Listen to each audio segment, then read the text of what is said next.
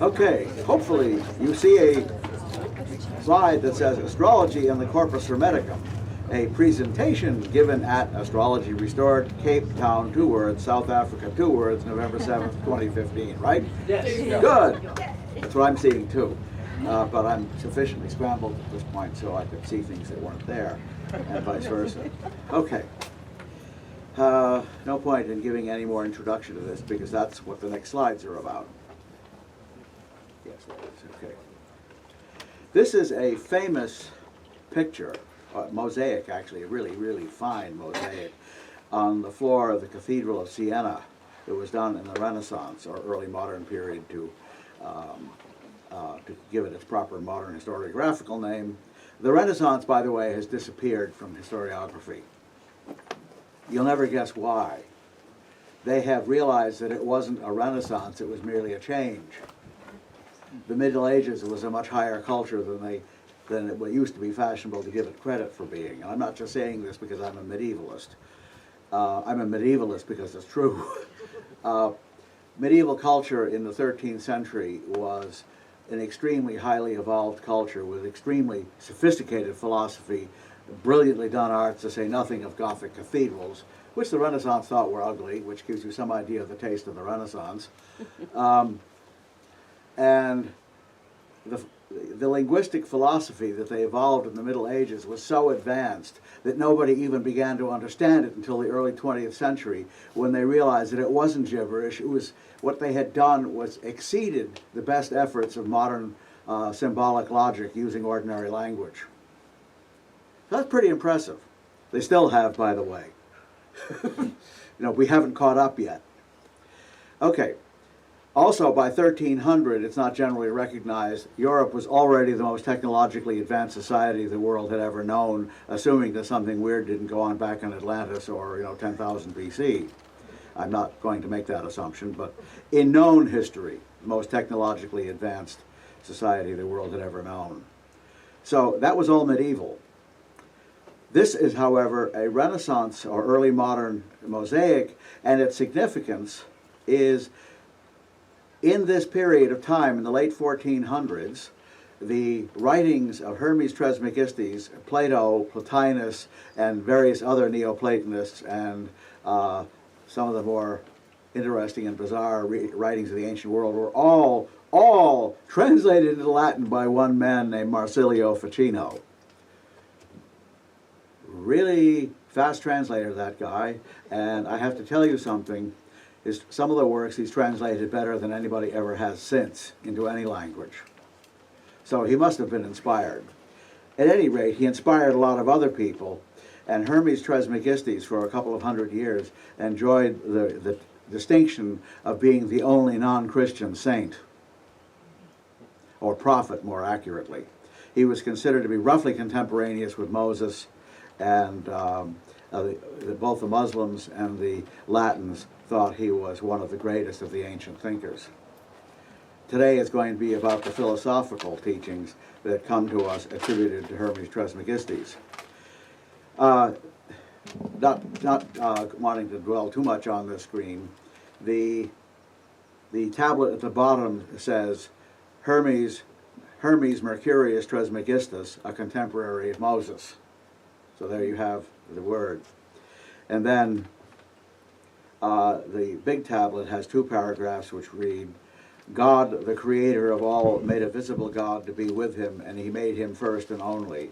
In him he was delighted, and God greatly loved his own Son, who is called the Holy Word. This is not the Gospel of John.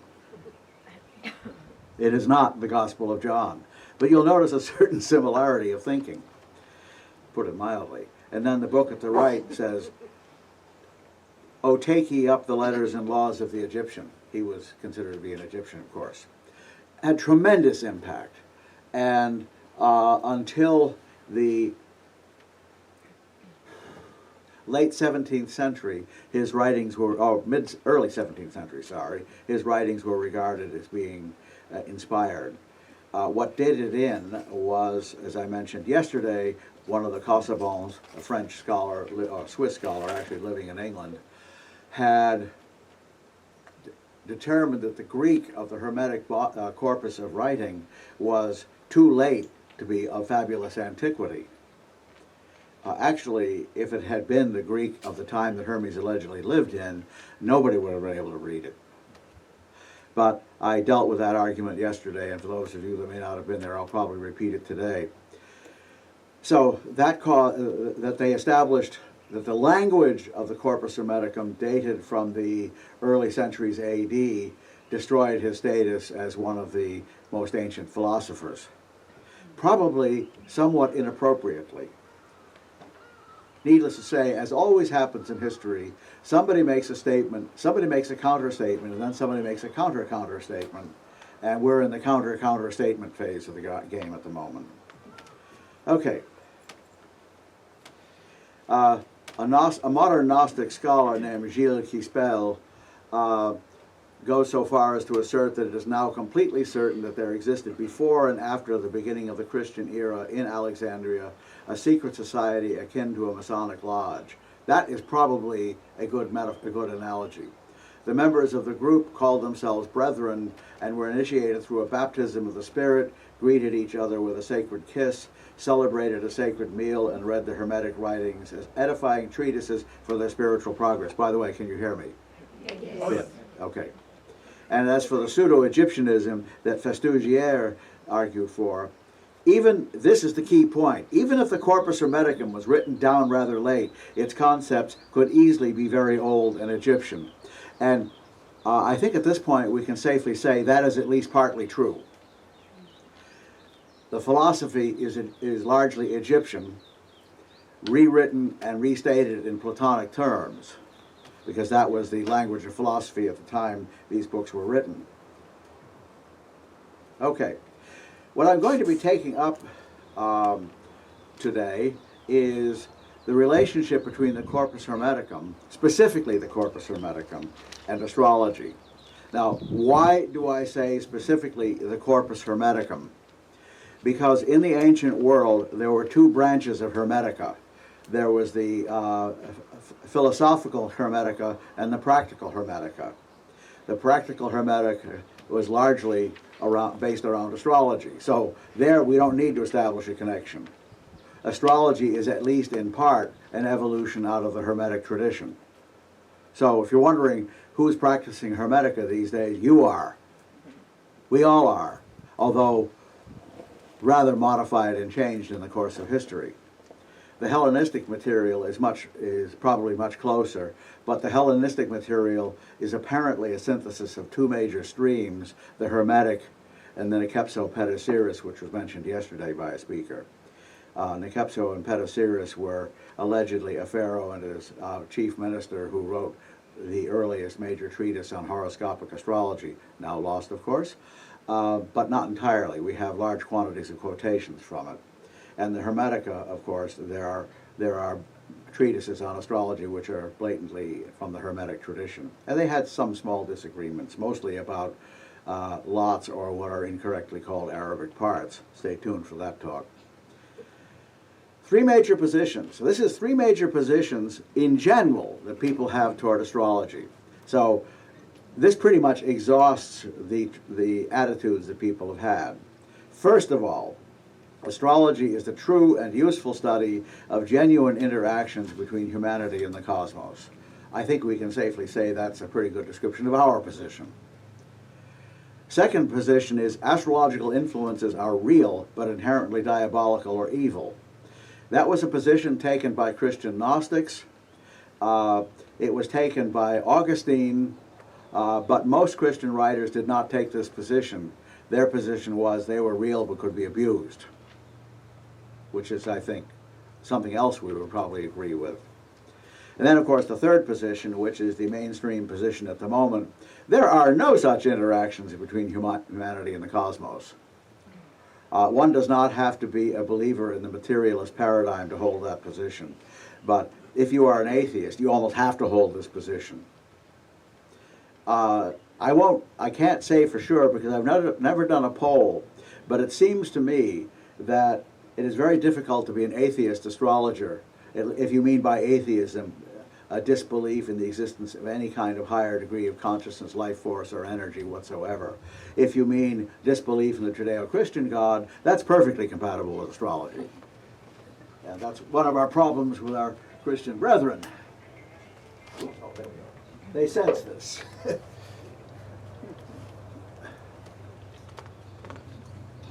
What's the chief difference? I'm going to be talking about this more in the Astrology and Religion, which I think is this afternoon. What is the chief difference between the religious implications of astrology and the religious implications of Christianity? The religious implications of astrology is you find out the truth by experiencing it. The three great Abrahamic religions say you find out the truth by reading the book that contains the revealed wisdom. And if you don't agree with that book, you're damned, or something. Judaism is far and away the most flexible on that issue. Christianity and Islam are not terribly flexible. As a matter of fact, we're having a gigantic Islamic civil war at the moment over this very problem. They are having their I think they've just begun their 30 years war. The end result of the Christian 30 years war was that everybody agreed to drop the issue and do science. That's a great oversimplification, but it's pretty close to true. I think the Muslims will either decide that they will emphasize the commonality and forget about the details of who transmitted the caliphate to whom, when, or the imams versus the caliphates, and just say, there is no God but God and Muhammad is his prophet, end of discussion. I could even almost go with that, because obviously there's no God but God. Think about it a moment. Allah means God, by the way, in case you didn't know that. It's not a name. It's Arabic for God. And it comes from an ancient, honorable Semitic lineage. Okay. So, here are the three positions in the ancient world, or three positions exhibited, I should say. In the ancient world, that astrology is a true and useful study of genuine interactions between humanity and the cosmos was a widely held position in the ancient world, to put it mildly. Funny story.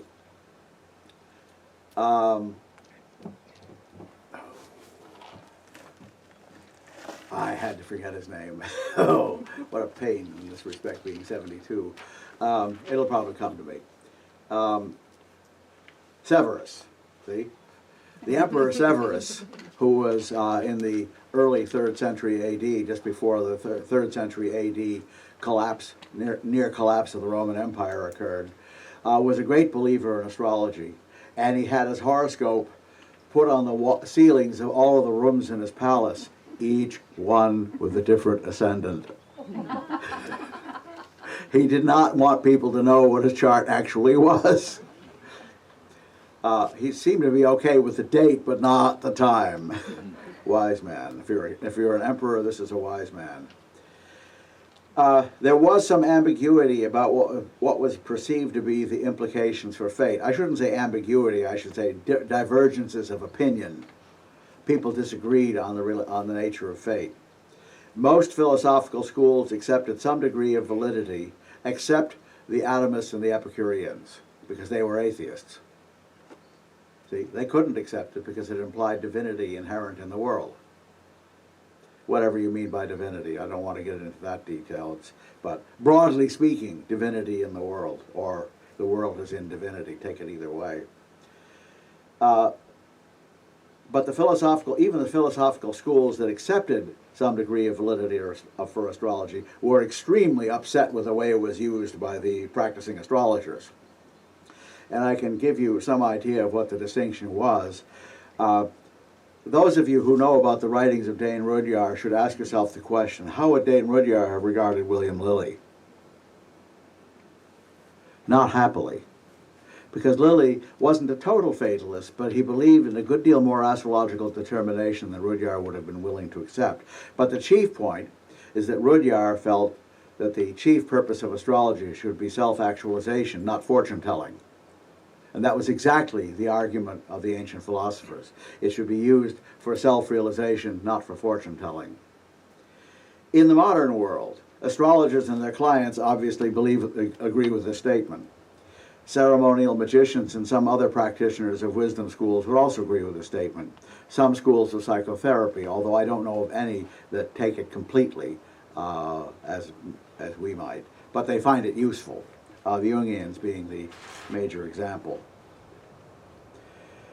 Okay, the position that astrological influences are real but inherently diabolical or evil, this was the position of Orthodox Christianity and several Gnostic schools, St. Augustine.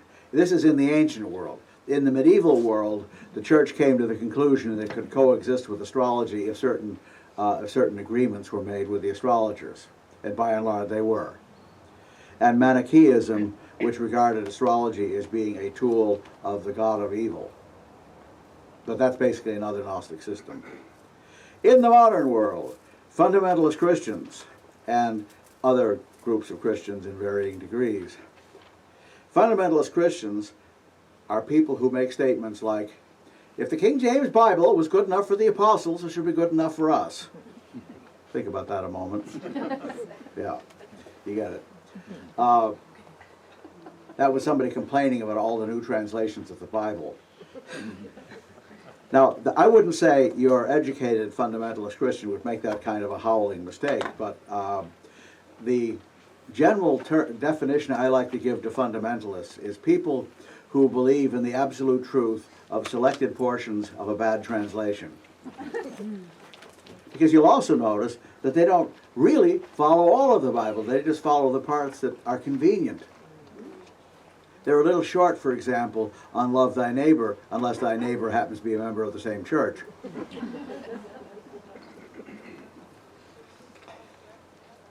And the Sermon on the Mount is totally alien to them.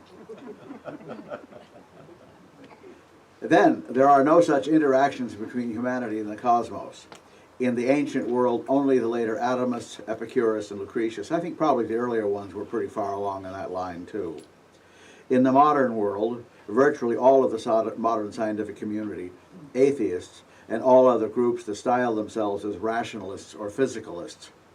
Physicalism is the new word for what we would previously have called believers in the mechanistic nature of the universe. They don't like the idea of using the machine as a metaphor because the machine is obviously a human creation. What they do believe is that all of nature is governed by natural law. What they don't realize is that doesn't mean there is no divine energy inherent in the world. Where do they think the natural law comes from? In fact, if I were going to give you one of the tenets of my personal spiritual philosophy, is that the divine works entirely through natural law, but only if you really understand natural law. And the modern scientific view is a little too narrow. Augustine, our friendly pain in the butt in the history of astrology, made the following incredibly profound statement. He said, portents, omens in other words, are not against the laws of nature. They are only against the laws of nature as you understand them. He did not believe they were supernatural. And so he actually would qualify as a physicalist. Physics, by the way, means the study of nature. Doesn't imply anything mechanistic at all. Okay. Corpus Hermeticum, Isaac was the name, yes. Okay. What the ties may be between the Corpus Hermeticum and ancient Egyptian culture, i.e. pre-Hellenistic. Isaac Casaubon was the one in this book, De Rebis Sacris et Ecclesiasticis Exercitianes 16, that's us. Sexagint, yeah, Sexagint, no, I can't remember what that one is. Yeah, no, forget it. I don't remember, I haven't remembered the Latin names for the numbers entirely well, especially when I'm a little foggy in the morning. The morning, by the way, where we were was getting extremely foggy. So I need to have brought that mindset with me. He demonstrated on linguistic grounds that the Corpus Hermeticum could not have been as ancient as the classical world thought they were. He did not consider the Corpus Hermeticum to be of Egyptian origin. In fact, he said it was a Neoplatonic forgery designed to take the steam away from Christianity. Now, it is true that the writings of the earliest books of the Corpus Hermeticum did happen in the same century that Christianity came into existence. But I think we can safely assume that the Hermeticists were not terribly concerned about Christianity. The Christians may have been concerned about Hermeticism, but not the other way around. Later scholars have come to the conclusion that his position was too extreme. This is from the Rittman Library website. By the way, I strongly recommend you all log on to the Rittman Library's website.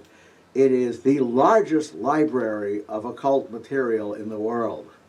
Rittman was probably more like a billionaire, who left his estate to found this library. And for a while, they were sweeping up just about every old rare book in Europe and elsewhere. And this library, the website is amazing, the library is amazing. I haven't seen it, but it's got to be from what they have online. And there are a number of very interesting free videos. Very scholarly, very good free videos. And here's the quote from the Rittman Library website. Tiedemann in 1781, Menard in 1866, and Reitzenstein in 1904 said this thesis was formed, and this thesis was most formulated. Restart. This thesis was formulated most comprehensively in J.P. Mahé's Hermes en Haute Egypte, 1978 to 82, and my French is not perfect, so any francophones in the audience, I beg your indulgence, on the basis of the Hermetic text in the Gnostic library of Nag Hammadi. Yeah, there are in fact Hermetic texts among the Gnostic texts in the Nag Hammadi library, including the only other existing version of the Asclepius, and actually an additional passage for Book 1 of the Corpus Hermeticum, the Poimandres. It obviously was supposed to go at the end, because it just keeps on going right where the other one left off. So that Christian hoard of saved documents has actually expanded our knowledge of the Corpus Hermeticum. Now, I don't know how that proves that it's older than I thought, but that was what they said on the website, so I just put it in. In his perceptive essay, I am now quoting again, I believe, from... no, this is from On the Mysteries. Yes. If any of you have encountered Iamblichus's On the Mysteries, this is a more recent translation than any other, and it is good, really good, and it has the Greek on the opposite page for those of you that want to dope it out, which I suspect is not too many of you. I don't read it very fluently myself. I decode Greek, I don't read it. But the fact that it's there is most excellent, and it's a learned editing job of the text. But the English is as readable as it can possibly get, given the nature of the material. And this book displaces two earlier translations, the one by Thomas Taylor, which is not one of his better translations in terms of clarity. In fact, it's unreadable. And one by a gentleman in the early 20th century, which is, I can't remember his name right offhand, which is found, I'll probably run into it shortly, which is found on Peterson's website called the Twilight Grotto. Another website, by the way, I strongly recommend. All sorts of goodies in there. Not so much astrology, but related areas. Okay, so, and here we have the passage from Iamblichus that I mentioned, I think, yesterday.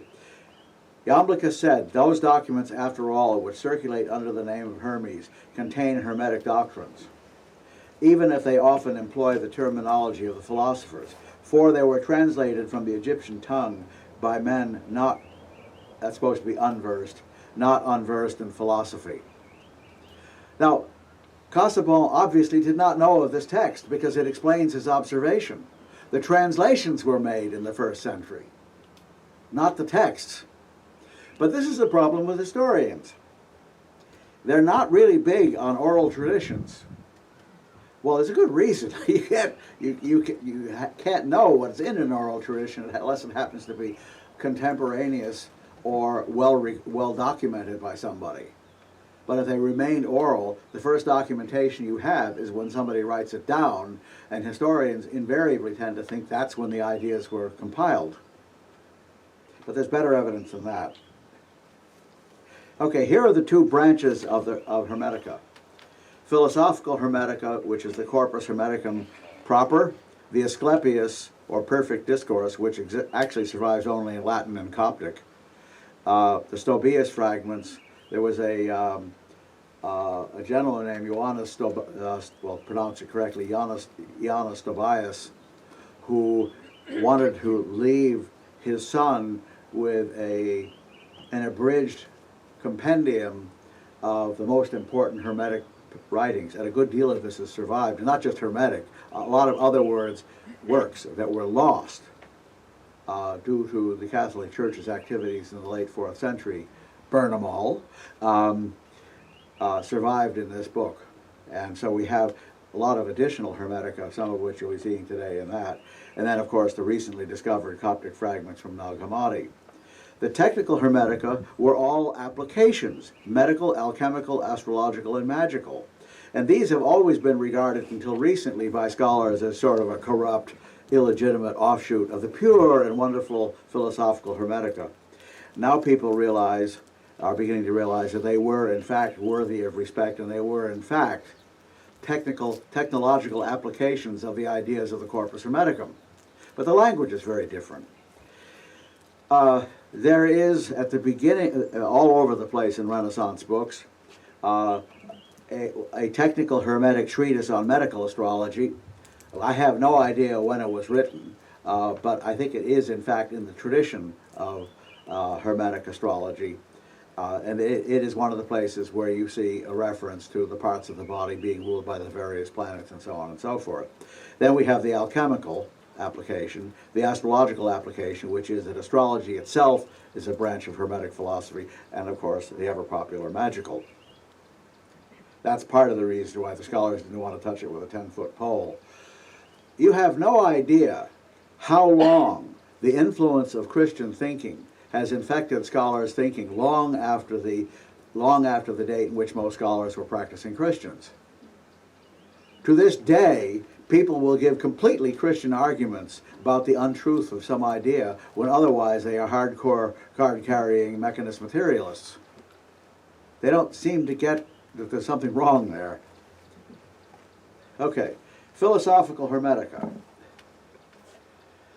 These are 17 short books, aka libelli in Greek, beginning with a Poimandrous, and these slides will be made available to you in PDF files, so I won't go over it in great detail, or we'll never get through this. But these are the various components that I just mentioned before in summary, so this is more detail. Okay. Medical.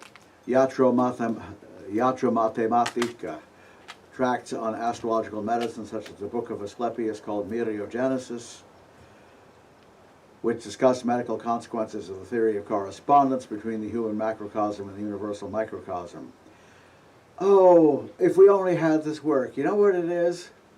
It's the oldest work on the individual meanings of the meanings of the individual degrees and subdivisions of degrees. Any Vedic astrologers here who get the reference? Yeah, the Nadi leaves. It's the same sort of thing. I hesitate to say that they either are derived from the other because this is a technique which has been reinvented several times, but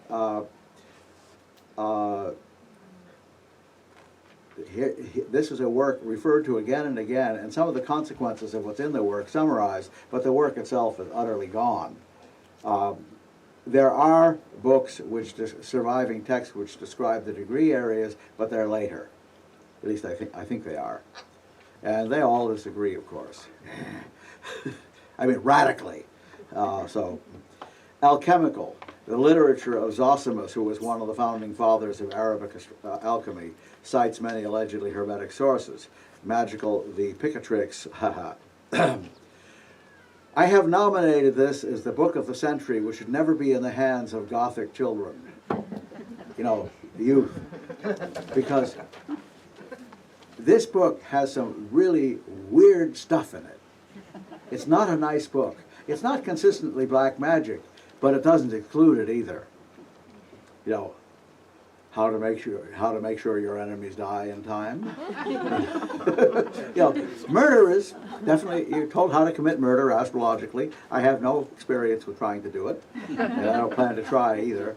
It's and there are some parts that are philosophically beautiful and magnificent. It's a real inconsistent collection, really inconsistent collection. Then astrological, we have a book called the Liber Hermetis, which may be hermetic, but only by accident, because what it is actually some astrologer's notebook of the hit tunes and best passages he found in Greek astrology, and he translated them into Latin. The texts are definitely from the Hellenistic era, although the text itself may have been written either in the last part of the Roman imperial period or in the early Middle Age, in the early medieval Europe. A substantial number of references to the Hermetic school of astrology and Hellenistic texts, and a number of Arabic era works attributed to Hermes. There is a Hermetic centiloquy, for example. None of those centiloquies are ancient, that is to say, Greco-Roman or earlier. Ancient means, by the way, Greco-Roman or earlier. Anything after that is medieval until we get to early modern. That's the basic threefold division of history in the West. Okay, here is an example from the Liber Hermetis. This might be from the Myriagenesis. We have no idea. The first decan of Aries has the face of Mars. Now, all of them start out that way. But from here on, this is completely different from any other descriptions of the decanates. Its name is Aulatamas, and its image is one who is armed, upright, and walking about like a man, holding a double-edged axe over his head with both hands. Now, they're all sort of violent, but the picture given is quite different. And like all the later ones, the decans are ruled in the Chaldean order from Mars, Sun, Venus, Mercury, Moon, etc. The second decan has the face of the sun. Its name is Shabbat, which, by the way, means the hosts in Hebrew. Its figure has the face. By the way, that's one of the things that's different. There are Hebrew references, other Semitic languages, and Egyptian references that are clearly not, have no basis in medieval thought in these. Within the round shape, okay, it has the face of a falcon and an open royal lotus blossom upon its head. Within the round shape of the lotus are stars of golden splendor. It shouldn't be there. And it also holds in its right hand a water jug, which is called life, but in his left a scepter, on the end of which there stands another falcon. The figure depicted in this decan is dressed in linen and tramples under both of his feet a tortoise completely covered with a net. This decan rules the Bactrians. The later ones are equally colorful, but this is not like any of them. So this could be from the Myriagenesis. I have no idea, and neither does anybody else. Here's from the Centiloquy of Hermes, which I suspect is Arabic era. Hermes said, after God, the sun and the moon are the life of all living things. However, the nativities of many people do not have a high leg. That is to say, there is no planet capable of indicating the life expectancy or vitality of a person. However, if the sun and moon make an exact aspect of the ascendant in friendship, trine or sextile, and the ascendant is free from the presence of malefics, the life of such natives is made somewhat longer. In case you're wondering longer than what, the answer is longer than 12 years of age. If a chart does not have a high leg and is otherwise okay, you're not supposed to live beyond 12. Actually, here's the really funny part about this. If we were living in the Middle Ages, it would work. Because I've checked out a lot of people, and they all had life-threatening illnesses before the age of 12 that they would never have survived in the Middle Ages. So here you see the difference between fate, real fate, and the kind of fate that actually operates. The more wisdom and consciousness you have, the more you can overcome it. In this case, the technology of modern chemistry. I'll go on with the next one here.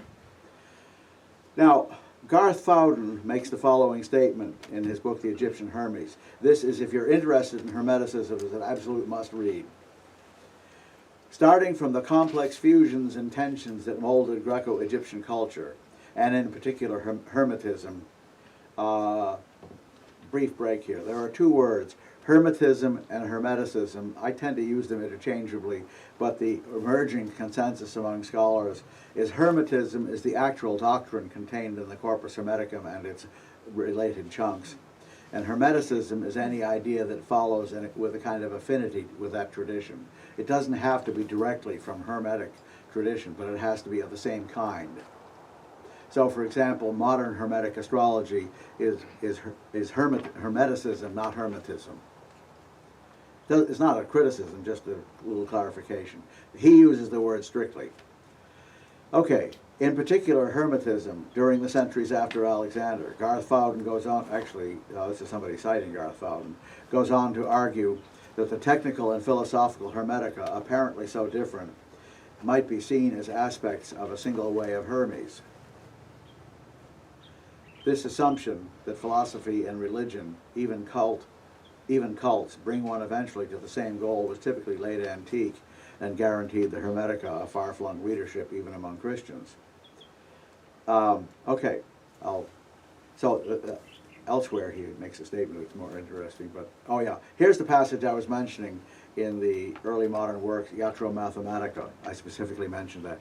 Here is a translation of the first paragraph of it.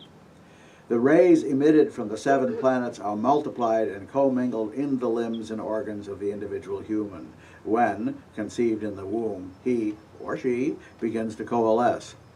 When the child comes forth into this light, it is not likely to turn out otherwise than according to the placement of the 12 signs, so that the head is assigned to Aries, the sensory organs are assigned to the 7 planets in this manner. This you may not have seen, unless you've gotten into some of the older texts. In addition to the idea that Aries rules the head, Taurus the throat, Gemini the arms, is this unfamiliar to any of you? Good. If it is, you're probably in the wrong place, but not necessarily. There's some more basic stuff here that's quite worthwhile going to if you are at that level. However, what you may not know is the sensory organs are also ruled by the 7 planets, and here they are. To the sun is assigned the right eye, the left to the moon. That's pretty well known. To Saturn, to the ears and hearing. Deafness is ruled by Saturn. And having, as I do, a loud ringing in my ears with a Sun-Saturn opposition, I can say, yea, verily, and forsooth. Yeah, cataract in my left eye, heavy tinnitus so that I can hear you, but I can't hear what you're saying. Yeah, it's good to be old. It does have its benefits, but vitality isn't one of them. Okay, continuing. Jupiter to the brain, to Mars, blood, and blood that has been shed, to Venus, smell and taste, to Mercury, the tongue and the gullet. Therefore, that organ or limb which is ruled by a planet, it's supposed to be by a planet that is afflicted in the chart of a conception or nativity, will be mutilated or injured. It's not quite that reliable, but it's an indication. Now let's see here. Yeah. There is very little technical astrology in the Corpus Hermeticum and the Stobaeus fragments. So if you're looking for new horoscope techniques, don't bother. If you're looking for philosophical implications for horoscope techniques, bother. However, just as we would expect in works that are essentially philosophical, the Corpus Hermeticum and the Stobaeus fragments contain the philosophical foundations of astrology. That is to say, they give a theoretical foundation to astrology as well as a place for astrology in the spiritual structure of Hermeticism. Ambiguous as they may have felt about the role of the planets in the pursuit of wisdom, they definitely acknowledged the role was real, and you'll see something about that. And I need to take out my watch. When did we actually start? About 10:15 or later? Later. 10:25. 10:25, okay, I just want to know what the time is. 11:03, okay, so we're about half an hour in. Okay, we're doing well here. Okay. Let's see. Yeah, what I want to do now is define Gnosticism. The reason I want to define it is Hermeticism is a type of Gnosticism. In fact, it's both types, and you'll see what I mean by both types in a moment. The general meaning for Gnosticism would be any religious or spiritual tradition which emphasizes knowledge or experience rather than faith. Gnosis means knowledge. They tend to de-emphasize theology, but may use mythic imagery to guide the seeker. Methods, practices, exercises, techniques, yogas, are emphasized over right belief, orthodoxy. Just about every major Eastern religion is a Gnostic religion in this sense.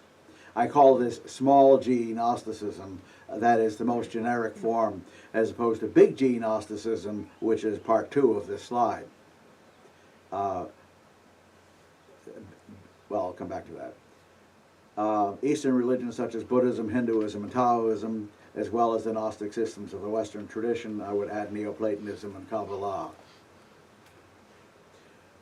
Okay, the specific meaning, the big G Gnosticism as I call it, is the belief that the physical universe was created as a result of an error or the action of an inferior aspect of the divine, a demiurge, which means basically a craftsman.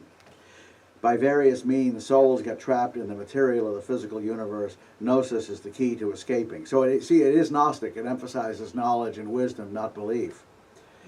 If you ever read any of the Gnostic Gospels, you're probably going to react with, my God, who made this up? They're incredibly complicated and convoluted, some of them more than others. What you have to do when you read them is understand these are not intended to be truths of literal statements. They're not revelations. They're more like allegories, mythic statements. If you interpret them as being theological truth in the manner that the Bible was orthodoxly conceived to be, you can easily see why the Orthodox Christians thought these people were nuts. But they were proceeding from an entirely different point of view. The worst aspect of which is you didn't need a church. Okay. In addition to, let's see here. It is anti-cosmic, therefore. The physical universe is a dump. You've got to get out of here. There is a tendency in this direction in the East also. If you ever have been taught that the purpose of enlightenment is to get off the wheel of incarnation, you have encountered this idea. Here is where I part company with much of Eastern traditions, but I know it's not all of them by any means, or all of any one group. It is my belief that the physical universe is not depraved, it is not corrupt, it is not evil, it is not a mistake, it is not the result of human error, it is the frontier of divinity, and it is where God is coming into being in the physical world. Our job is to assist that process. End of statement. I am a little g Gnostic. Not big. Okay, examples, most of the various systems that are generally characterized as Christian heresies from the early centuries CE. There's something peculiar about the viewpoint I just expressed, by the way. Its main difference from many of the Eastern traditions is that the existence of the physical universe has a purpose. It is, oddly enough, a progress theory. It's just that the time scale I'm using is, to quote Carl Sagan, billions and billions of years rather than a few hundred. Anybody who's sitting around waiting for the human race to create a perfectly enlightened utopia had better not hold their breath. Meaning of gnosis. There is the word in Greek. And by the way, although I don't do it, the proper pronunciation is, believe it or not, gnosis. The G is pronounced. The Greeks had some of the funniest consonant combinations of any language I've ever known. I thought at one point, and I still suspect it may be true, that the proper pronunciation is something like gnosis. You know, like the NG on long. But I haven't been able to get anybody to affirm that. But on the other hand, nobody has heard anybody speaking classical Greek who actually knew what they were talking about. That is, somebody who was native speaker of classical Greek.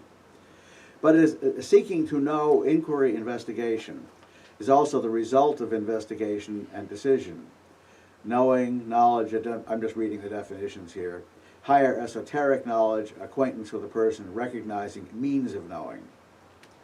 So, but the key path here is gnosis is not the end result, it is the process. You don't attain ultimate gnosis. You are moving, O should be long, that's clear. it's a method of moving toward that ultimate enlightenment. So a path toward enlightenment is a path of gnosis. Drop the hypno part. That's something else entirely. Is philosophical Hermeticism Gnostic? In the general sense of the word Gnostic and Gnosticism, yes, in the little g sense. In the specific sense, some of it is and some of it isn't. Hans Jonas in the Gnostic religion, other scholars as well, sees fit to include Hermeticism as one of the many branches of the historical big G Gnostic tradition of the early century CE. He considered to be a pagan form of Gnosticism.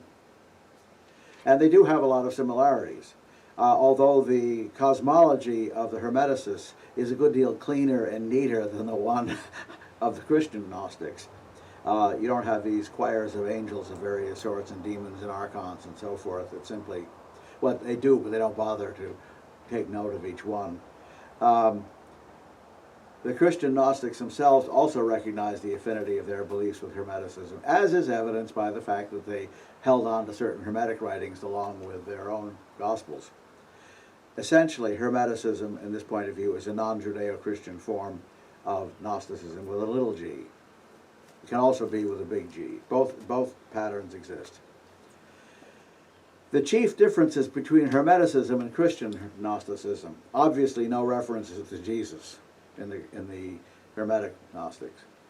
Frequent references to gods in the plural would make Hermeticism polytheistic. However, it's polytheistic the same way that Hinduism is polytheistic. Yeah, there are all sorts of guys and ladies you can call gods. And as was demonstrated yesterday, there's quite a number of them. But they're not the ultimate source of anything. That is one. Now, if you define monotheism as a religion in which the ultimate source of everything is a oneness of some kind, Hinduism is monotheistic. Anybody here who is well acquainted with Hindu religion to affirm or deny what I just said? I'll affirm it. What? I'll affirm it. Okay, yeah. So is Neoplatonism. Kabbalah obviously is. That's Jewish. Buddhism most certainly is, and Taoism, I believe, is also. There are not any highly developed, truly polytheistic religions. Nobody believes that the arche, or source of all existence, is a plurality. Doesn't make any sense. So, this business about battles between polytheism and monotheism is crap. The battle was between one group of religious politicians and all other groups of religious politicians. Let's be clear about that. They thought the popular religion of the ancient world was polytheistic because the popular religion did not acknowledge the super ultimate source of all, or if they did, they called it Jupiter or Zeus. Those who did that, however, turned Jupiter, Zeus, into something way, way, way, way bigger than the lady killer on top of Mount Olympus. Frequent reference, okay, so Hermeticism, the gods in Hermeticism are quite familiar and similar in function to the archons, eons, and various emanations of the one true God in Gnosticism, especially as the Corpus Hermeticum frequently refers to God with an implicit capital G as one. And then I go to a couple places where you can find it. The Corpus Hermeticum is not as anti-cosmic as some branches of Christian Hermeticism. However, also within Christian Gnosis, the level of anti-cosmicism varied enormously as it does in the Corpus Hermeticum.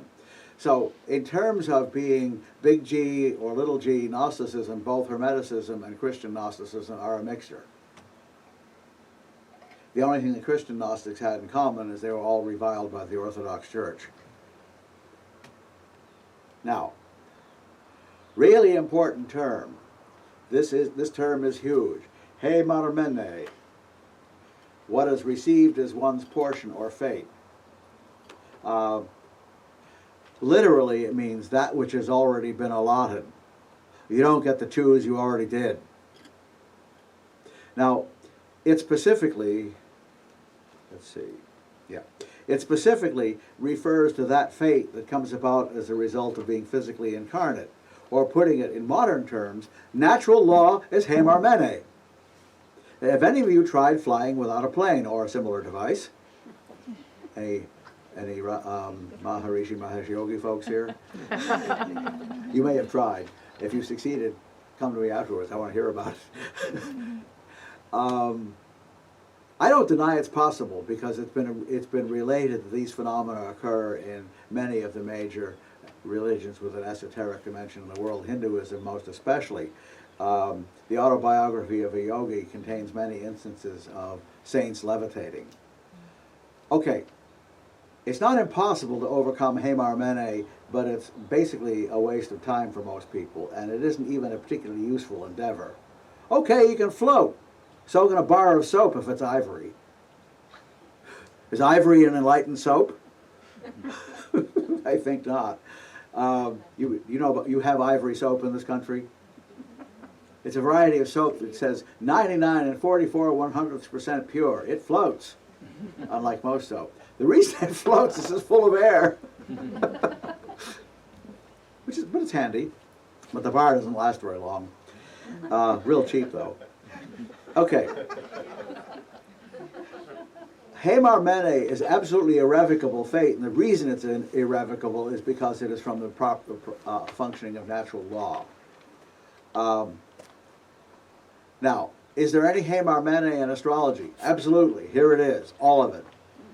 From the moment you are born, the date of every transit, direction, and return, and so forth, is absolutely fixed. You cannot change the date of a Jupiter transit or a Saturn transit. Nothing you can do will change that. How you respond to it, on the other hand, is absolutely not fated. And that will be explored a little further down the line. Now, it is generally not recognized the extent to which ancient religion was an attempt to deal with Hamar Mene, which is the primary Greek word for fate. The Jews believed that being children of the covenant with God, they were not subject to Hamar Mene. Obviously, they didn't need a plane. They don't really need to this day. What's the Israeli airline? They don't need that airline if they're right. But I don't think most Jews would believe that that's correct.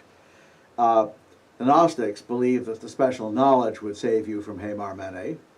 The Christians believed that confessing Christ would save you from the Hamar Mene. And the Gnostic and the Hermeticists believed that knowledge would save you from the Hamar Mene, and they were right. That is exactly the answer. Knowledge and consciousness save you from the worst aspects of Hamar, well, actually from the worst aspects of fate. Not exactly Hamar Mene. But fate is much narrower than most people realize. You are physically incarnate, therefore you are subject by and large to the laws of nature. You may be able to, through exercise of consciousness, to repeal those laws from time to time, but as a general course of things, if you sit down in front of an oncoming Mack truck, you will be flattened. That's Hamar Mene. But notice the if. Okay, passages. Okay, this is a very quick summary of the most theologically interesting, or philosophically and theologically interesting passage in the Corpus Hermeticum, Book 1. How the soul is trapped in the cosmos is how it begins. Then it describes liberation at the end. Nous, or universal mind, becomes a created divinity, also known as a demiurge, which creates 7 governors who surround the created or physical universe of the senses. Oh boy, here we go, right off to the races. The elements of nature, whence have they arisen, I ask, I'm now quoting. And he answered, from the counsel of God, that is an implicit capital G, which having taken in a word, the word, and having seen the beautiful cosmos, imitated it, having become a cosmos through its own elements and its progeny of souls. We are now talking here to the first created human, who is an androgynous entity. That's been left out of this account. So that's who he's referring to, not God. The mind, who is a god, that's nous, being androgyny, that is male and female both, and existing as life and light, by speaking gave birth to a second mind, a creator or craftsman, who is God of fire and spirit, crafted the 7 governors. They encompass the sensible world in circles, and their government is called fate. Do you have any doubt what he's referring to? Everybody get it? Good. Okay. However, something interesting happens shortly. Nous creates a divine human with whom the governors fall in love, each of them giving him, her, an aspect of their own nature. That's supposed to be Anne. The divine human enters into the physical universe, and he, she, and nature fall in love and join. It's a union between two androgynous entities, interestingly. But actually, theoretically, that should work. Theoretically. The result is that the divine human takes on a physical body in order to live with nature. Humanity is thus both divine and mortal. I have to tell you, there's an ambiguity here, and that is, was it love that caused the divine human to fall in love with nature, or was it lust? And the answer appears to be yes. There's no different opinion on that.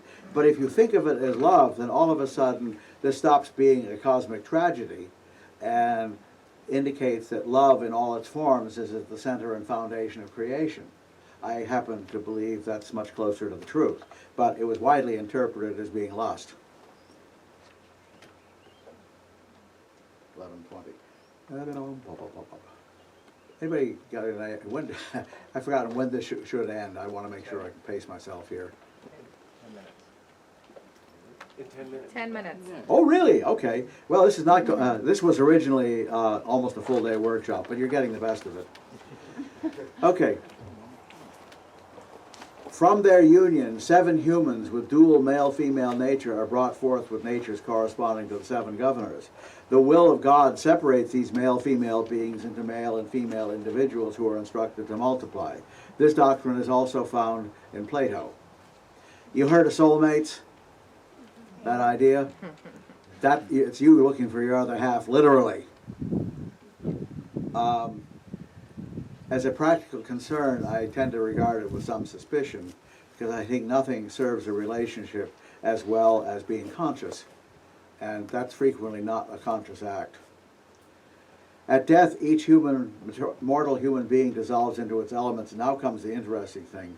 But the divine spark ascends through the sphere of the 7 governors and gives up that aspect itself it received, that is derived from the 7 governors. And here is the passage.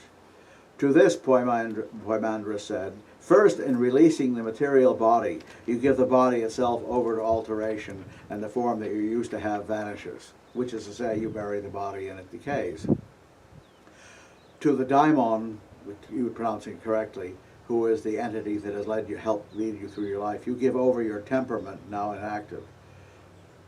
The body's senses rise up and flow back to their particular sources, becoming separate parts and mingling again with the energies. And feeling and longing go on toward a rational nature. In other words, all of the crazy parts that we get from being physically incarnate disappear. Thence the human being rushes up through the cosmic framework, at the first zone surrendering the energy of increase and decrease. In philosophical astrology from the ancient world, the primary symbolism of the moon was that it ruled growth and decay. Because this is something most people don't know. The word physics comes from the Greek word physis, which means growing. And you'll run into a lot of plants and plant-like entities that end in the syllable P-H-Y-T. That is the Greek word for plant. So the moon's energies ebbing and flowing create the growth cycles of all living beings, and so the moon is a natural ruler of ordinary nature. Very, very powerful entity. The most powerful planet in the natal chart, according to traditional astrology, is the moon. Well, I shouldn't say powerful, wrong word. The most important. If you don't understand your moon, you don't understand yourself. Not the sun. Sun is a much more, you have to get further along before you can begin dealing with your sun. And I would say that over 50% of the human race never quite does it. If you're an egotist, you have not gotten in touch with your sun. If you're too much concerned with your own self-worth, you have not gotten in touch with your sun. If you believe you should be in other words, Leos, you've got some work to do. And if you've already done it, you'll be better at it than anybody else, better at, transcending it. Okay. Then, at the second, evil machination, a device now inactive. I like to translate this as Mercury rules wheeling and dealing. If you know that expression. It's from gambling, of course. At the third, the illusion of longing, now inactive. In other words, that irrational is, oh, I want him so much or her so much. And if you ask them why, duh. At the fourth, the ruler's arrogance, the sun. At the fifth, unholy presumption and daring recklessness, Mars. These are all negative interpretations of the planets.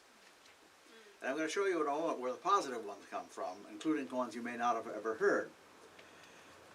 But Jupiter rules wealth, not Venus. That is a boo-boo. And the boo-boo comes from equating the signs of the zodiac with the planets that rule them. Because Taurus is the second sign, it relates to the second house, therefore the ruler of Taurus, Venus, rules money. Bogus! There are certain issues in modern astrology I will not compromise. That one, it's sort of a useful, semi-useful approximation for students, but have any of you ever learned to ski? In this town you probably wouldn't have, but any of you ever learned to ski? Yeah. Did you first learn a technique called snow plowing? Or maybe you went directly to parallel skiing. You went directly to parallel skiing, or? That's not bad. Yeah. Snow plowing. Okay, then you had to unlearn snow plowing in order to learn parallel skiing, which was the actual technique, right? Yeah. Or maybe you didn't, I don't know. I never did. I stopped at snow plowing because I realized as soon as I got in parallel skiing, I would become intimately acquainted with the nearest pine tree.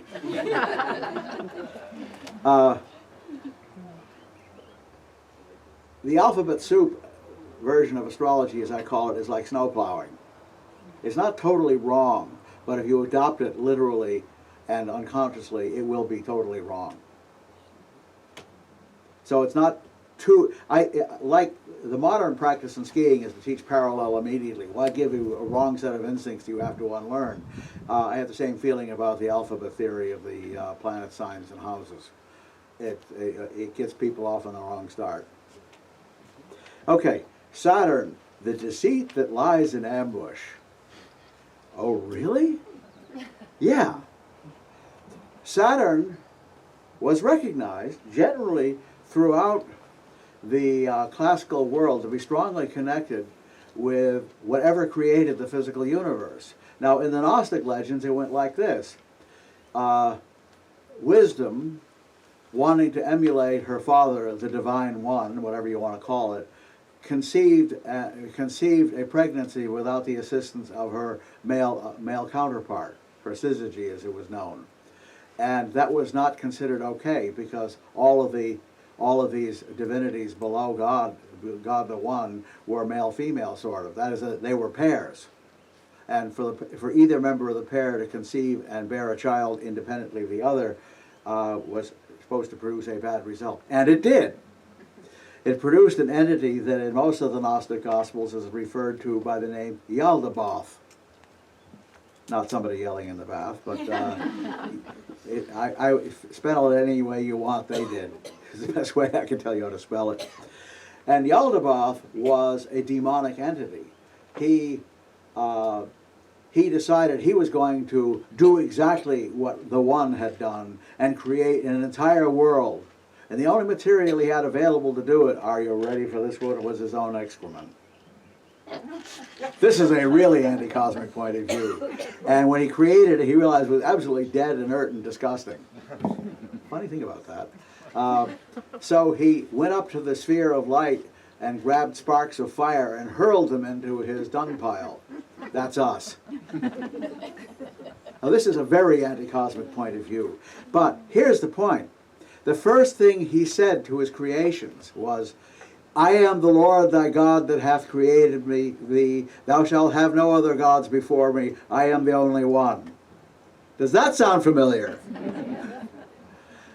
This was a radical rejection of Yahwism in any form by the Gnostics. And I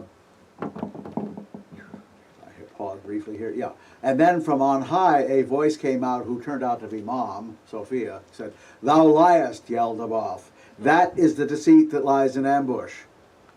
Saturn in its low form gives you the belief that this, more particularly human society and its belief systems, are real.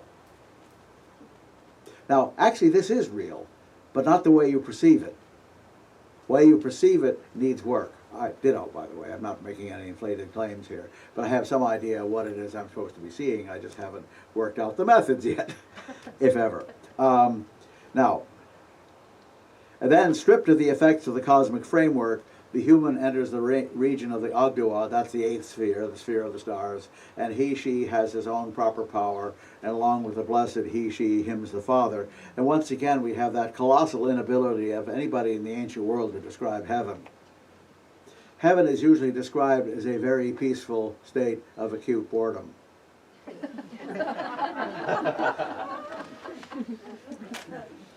I don't believe that's actually the way that's actually the goal here, as I think you can tell. Now, I want to go directly to lots of examples here. You can see this was a long workshop.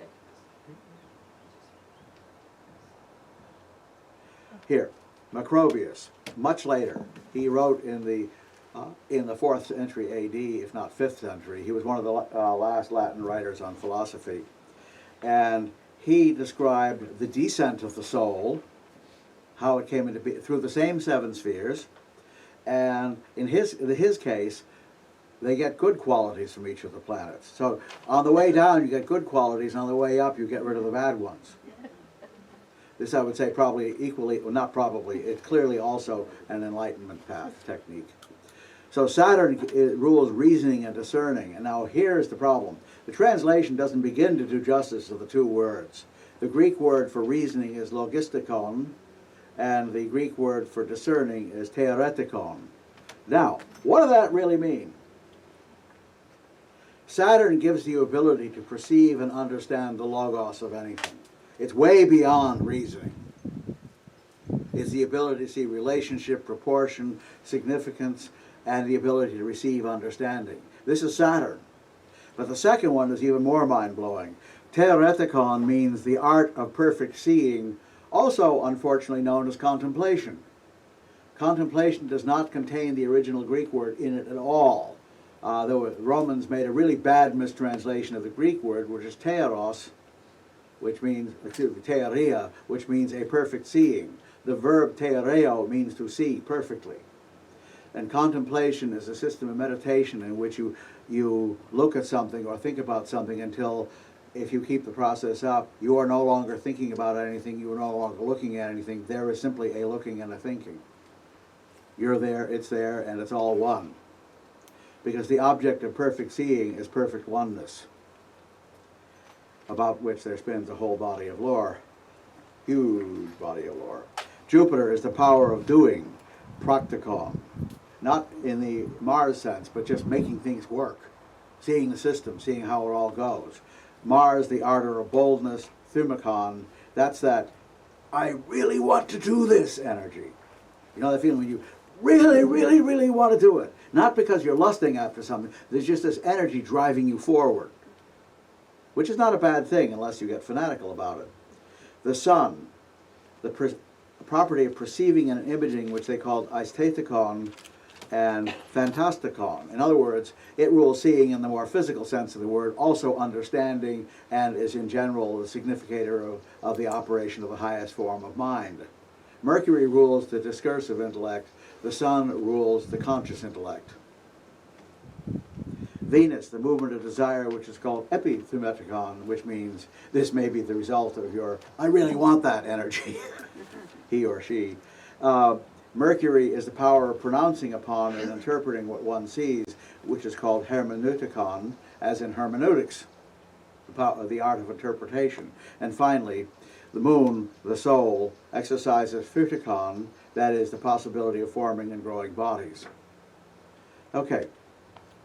Now, I want to back up here to one other thing and then we'll stop. There are, in fact, 3 different words associated with fate in Greek, and the interesting thing is there are 3 different aspects of it, and they actually form a triangle of ideas, and this is enormously important for the study of spiritually based astrology. I'll go to the second paragraph. I said there were in Ustat 3 kinds of incorporeals. The first is a thing comprehensible to mind alone. It is thus colorless, figureless, massless, proceeding out of the first essence in itself, sensed by mind alone. That's not intellectual mind, by the way. It's the mind that intuits, where you look at something and you immediately know what it is. You immediately understand it. Or if you want even more demonstration, I would invite you to perform the following exercise. First, notice what's around you, who's around you, and where this is. Just notice it and be conscious of it for a moment. Now, notice that you are conscious. That's nous. It's not what you see, it's that you see. It's not what you understand, it is that you understand. So here again, Augustine's other great line is he said, even if I am wrong, I exist. Because you have to exist to be wrong. Think about it a moment. That's, by the way, the earliest version of cogito ergo sum, but I think it's a good deal more powerful. People who talk about consciousness being an illusion, my reaction is, oh, you think consciousness is an illusion? Good, I can ignore you. You don't exist. They don't, well, philosophers do get these things. Scientists don't get when they've argued themselves into a circle. Because they don't have philosophy, therefore they're really bad at it. Okay, now, and there are also, secondly, in us, opposed to this, configurings of which the second incorporeal serves as the receptacle. Okay, well that's pretty clear, right? No. But what has once been set in motion by the primal essence for some set purpose of divine reason, logos, and which has been conceived by it, straightway changes into another form of motion, which is the image of demiurgic thought. So far, clear as mud. Let me go right to the punchline here, which is on the next page, I believe. All that is irrational is moved toward some reason. Reason, now here's where he describes them. Reason is according to providence, and by reason he means consciousness. He does not mean all triangles with all sides in the same proportion are like triangles. All triangles with sides in the same measure are congruent triangles. That's not what he means by reason. That's called discursive intellect, and that's something else. Reason is according to providence, pronoia. Unreason to necessity, ananke, and the things that happen to the corporeal realm to fate, hemarmene. Now, this is why this is important to us. You can ignore the rest of this lecture if you get this point. There are 3 major kinds of determinants in human life. Hemarmene, I've already mentioned. You are physically incarnate, therefore you are subject to physical law, possibly with the right kinds of yogic exercises able to overcome some of it, but not routinely. Like I said, if somebody shoots you, you will die, assuming they aim good. To take a more dramatic example. Ananke is the most interesting, well, no, Ananke and Pronoia are equally interesting, but completely opposite. Ananke is called necessity, and it is often used as identical with Hemarmene, but they really should be kept distinct. Because Ananke is that branch of fate what comes from not knowing, not understanding, ignorance. If you, well, I'll give you an extreme example, and I don't mean to sound unkind when I say this, because frankly I would have done the same thing. But all over the coal mining areas of the United States, there was a period when the coal mining industry was in the absolute dregs. People were burning oil, coal, there was no demand for coal, and they were largely unemployed, and they were suffering badly. If you told them that they could probably overcome this if they moved away from this area, they would say, no, my family's here, my past is here, and so on and so forth. And that's perfectly understandable, right? That's Ananke. It's understandable, but it's an attachment. So for the Buddhists here, attachment is the cause of Ananke, as well as suffering, which is not the right translation, but I'll leave it. The purpose of astrology is to help people see the alternative ways in which they can manifest who they are, which brings us to Pronoia. Pronoia is an absolutely irrevocable fate, but it's not deterministic in the ordinary sense. You are who you are. You will never be somebody else. The only thing you can do is implement who you are consciously and completely or not. To do it completely and consciously is pronoia. The acorn will grow into an oak tree or it'll be eaten by a squirrel. So it isn't necessary that you say to your clients, you must become a fully and complete manifestation of who you are and fulfill a life path that is perfectly in accordance with your destiny. And destiny is not a bad translation for what pronoia leads you to, except you have to understand there's more than one destiny. But they all have to fulfill the same set of energies, which is you.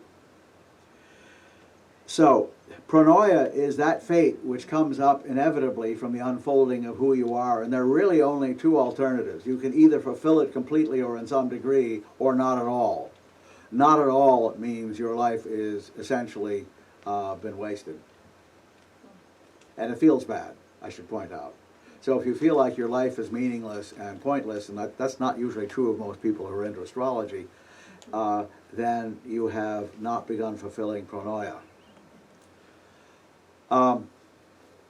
So, the purpose of astrology is to get people to understand He Marmene, get people to transcend their ignorance, and to implement their pronoia in one of its many possible formal outcomes. This, in a nutshell, is what spiritual astrology should be about. To hell with reincarnations, to hell with etheric bodies and astral bodies and all of that. That may be true, but it's irrelevant. The truth is to get each of us to become as fully complete a manifestation as is possible of who we really are potentially. I would say pronoia is the way to actualizing the potential soul into an actual soul. And that's what we should be about. And that utterly transcends the problem of fate and free will. You have the free will to choose among several possible reasonable outcomes to your pronoia. You do not have the free will to choose outside of your pronoia. It won't work. And unless you're really unconscious, you won't even try. That doesn't interest me at all. That's probably a sign it's not part of their pronoia. So take that seriously. If nothing interests them, that's probably a sign that they've got a problem. Or they just don't understand that they are attracted to something. I say to people whose charts do not have a clear indication of a destiny, said, you will achieve your destiny, but you'll be the last to know. You may very well unconsciously follow the right path, but you won't know it until someday somebody points out to you, what are you worried about? You've done it. It's beautiful, wonderful. Everybody can do this. It's just some people have a harder time doing it consciously. The astrologer can still help. So, I believe it's time. What? Yes. Okay. I'll be around if you have any questions, but we should probably let the next speaker come in.